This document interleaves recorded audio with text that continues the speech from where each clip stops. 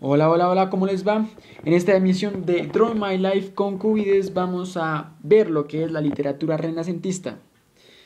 Comencemos con un abrebocas. Lo que es, en sí, es un movimiento del Renacimiento que experimenta la cultura occidental en los siglos XV y XVI. Profundicemos ahora más en el tema. Veamos ahora las características. Primera, se caracterizó por un renovado interés por el pasado grecorromano clásico y especialmente por su arte. Estableció como fuentes de inspiración el equilibrio y la serenidad. Segunda característica, el hombre centra toda su atención y actividad en el hombre mismo. Una visión algo así antropocentrista. Piensa con una libertad de espíritu que lo condujo a la libertad de pensamiento, consecuentemente. El culto a la vida y el amor a la naturaleza. Las obras literarias fueron también consideradas como arte, en los que se cuidaba especialmente la belleza y la armonía. Tuvieron como modelo la obra de los autores clásicos, tales como Horacio, Virgilio y Ovidio. Renovaron la lengua poética mediante el empleo de nuevas formas, tales como el soneto. Culminando ya este subtítulo llamado Características, lo cerramos diciendo que los autores renacentistas perseguían la sencillez y la claridad expresiva, el equilibrio de formas y la naturaleza. Vaya que sí les está gustando. Ahora me piden saber los temas. Bien, comencemos con el primero. El amor. Descubrió la belleza del ser humano y exaltó las sensaciones placenteras, especialmente las que se derivan de la vista y del oído. Claramente está que se dejan llevar por los sentimientos. Bien, segundo tema. La naturaleza. Es la fuente de belleza. Se idealizaba el paisaje como símbolo de armonía y paz, el cual contrastaba con el estrés de la ciudad. Lo que estamos viviendo hoy en día, algo así. Tercer tema, la mitología. Emplearon mitos clásicos, a veces como tema central de sus obras, como símbolos para expresar sentimientos, especialmente la pasión amorosa, refiriéndose también al primer tema que acabo de explicar. La historia también fue muy importante en cuanto a los temas del Renacimiento, ya que esos acontecimientos fueron fuente de inspiración para muchos autores.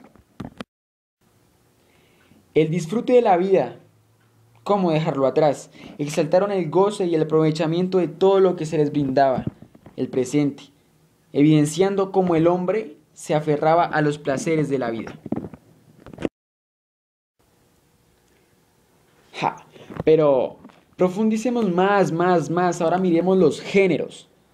Primero, la lírica. Se esforzaron por imitar formas clásicas, especialmente en cuanto a la versificación, pero también crearon nuevas formas, como el soneto, como ya había dicho, cuyo iniciador fue el escritor español Lope de Vega.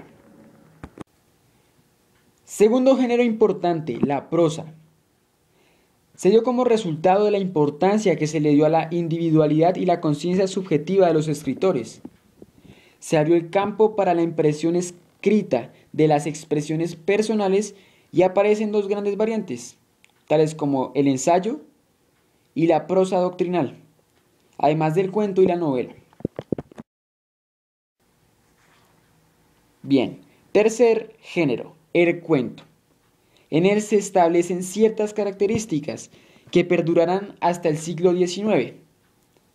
Existencia de al menos un personaje, acontecimientos, lugar, tiempo, número limitado de acciones, es decir, narración breve. Narración, asimismo, con un principio, nudo y desenlace. No han variado mucho desde esa época.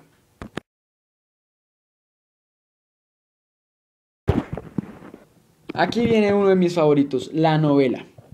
Se desglosa en tres, digámoslo así, subtemas.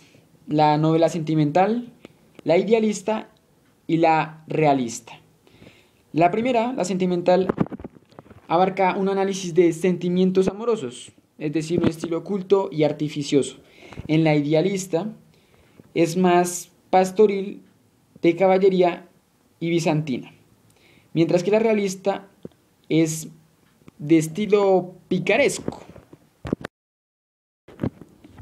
La dramática, ¿cómo dejarla atrás? Es la representación teatral que adquirió su forma moderna, convirtiéndose así en un espectáculo de masas. Tuvo también tres variantes. Uno, de corte popular, es decir, para todo el mundo.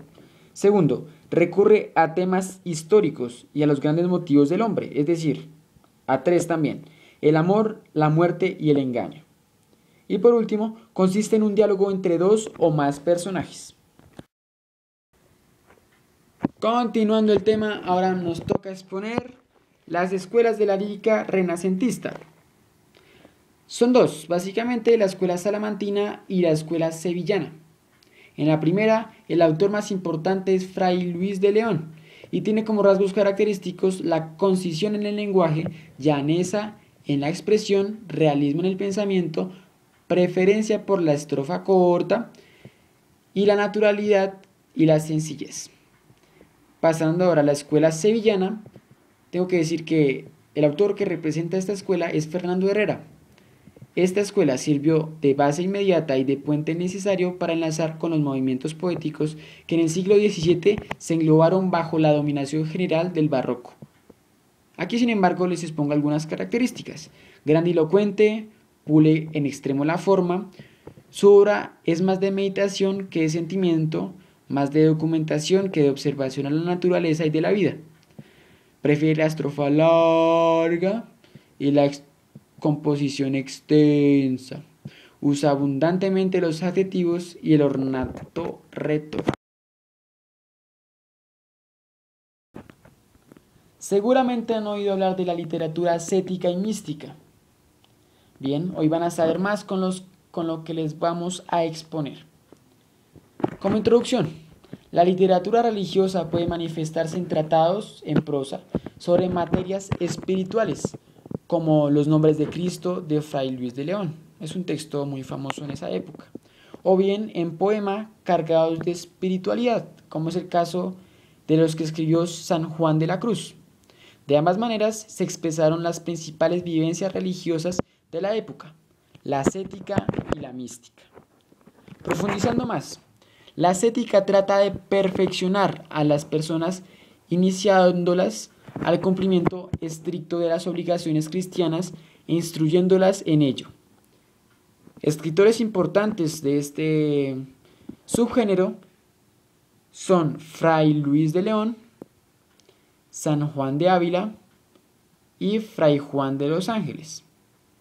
Por otra parte, la mística trata más bien de expresar los prodigios que algunos privilegiados experimentan en su propia alma al entrar en comunicación con Dios. La forma de expresión más cultivada es el verso, cuyo más grande representante es San Juan de la Cruz, mientras que Santa Teresa de Jesús es la más importante prosista.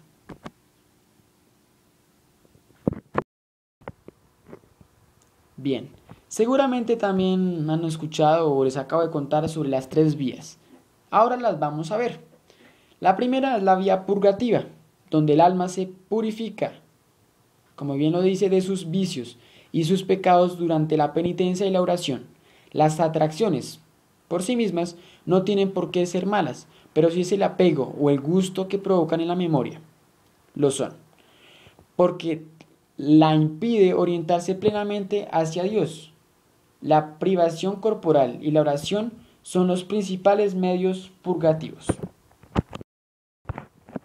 Segunda vía, la vía iluminativa. Una vez purificada, el alma se ilumina al someterse total, única y completamente a la voluntad de Dios. El alma se halla ya limpia y en un desamparo y angustia interior inmensos, arrojada a lo que es por sí sola, sin el contacto de Dios. El demonio tienta entonces y el alma debe soportar todo tipo de tentaciones y seguir la luz de la fe confiando en ella, sin engañarse mediante una continua introspección en busca de Dios. Pero ha de ser humilde, ya que si Dios no quiere, es imposible la unión mística, pues la decisión corresponde a Él. Ahora veamos la tercera vía, la vía unitiva.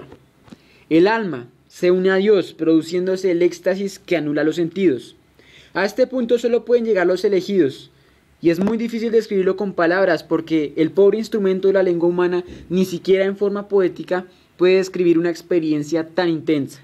Se trata de una experiencia intangible. El hecho de haber alcanzado la vida unitiva puede manifestarse con los llamados estigmas o llagas sagradas, que es lo mismo decir las llagas que sufrió Jesucristo en la cruz, con fenómenos de levitación del santo y con episodios de bilocación, es decir, encontrarse en varios lugares al mismo tiempo. El santo, porque ya lo es, al sufrir este tipo de unión, no puede describir sino solo aproximadamente lo que le ha pasado. Bien chicos, no se aburran porque va más. Ahora, busquemos otros géneros del siglo XVI, tales como la historia y el diálogo. Hablemos primero del diálogo. Se entiende por diálogo un género literario clásico que fue cultivado en la Grecia antigua y fue revitalizado en el Renacimiento por el humanismo, sobre todo por Erasmo de Rotterdam y sus seguidores, los erasmistas. La historia como género es la exacta, animada, interesante y bella narración de los hechos, es la investigación de los seres humanos, de los resultados del hombre por conseguir la belleza, la verdad y la perfección en el mundo, y al mismo tiempo en la exposición normalmente escrito de todo ello. Imperó en la antigüedad y poco a poco ha ido cediendo terreno. Para concluir esta presentación, analicemos el contexto histórico en el que se ubicaba como tal el idioma español en este siglo XVI. Demos unos daticos. El 80% de la población de las coronas españolas ya hablaban español. Gracias a la colonización de América en el siglo XVI se enriqueció el vocabulario, aprendiendo idiomas como el náhuatl o el quechua. Asimismo, en nuestro continente surgen publicaciones periódicas públicas y privadas en español, como símbolo de expansión de este idioma. Se introdujo también diferentes italianismos referentes a las artes, también gran número de palabras indígenas o americanas, referentes a plantas, costumbres o fenómenos naturales como batata, papa, yuca, hamaca, cacao, chocolate, etc. A partir de lo que dije anteriormente, se generan diferentes términos. En este caso hablemos del español neomexicano, que se remonta en tiempos de colonización española en este siglo y conserva aún distintos arcaísmos. Para concluir esta presentación, analicemos el contexto histórico en el que está ubicado el idioma español del siglo XVI. Bien, demos unos daticos. El 80% de la población de las coronas españolas... Joder.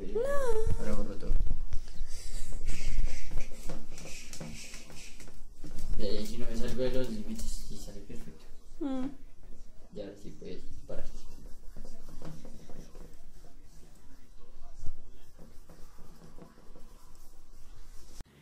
Gracias por escucharnos. Esto fue otra emisión de Draw My Life con Cubides. Y agradecimientos especiales a Juan David Azagalindo, Juanita Gómez Verdugo y Camila Triana. Les deseamos lo mejor, que sean felices, portados juiciosos y nos vemos